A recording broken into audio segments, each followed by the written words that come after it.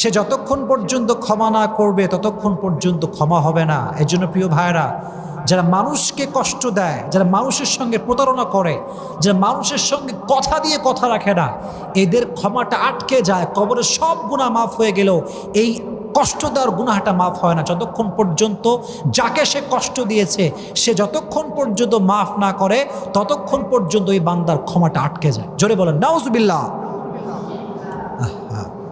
আমাদেরকে আল্লাহ হেফাজত করুক, আল্লাহ আমাদেরকে আমানত রক্ষা করার তৌফিক দান করুক।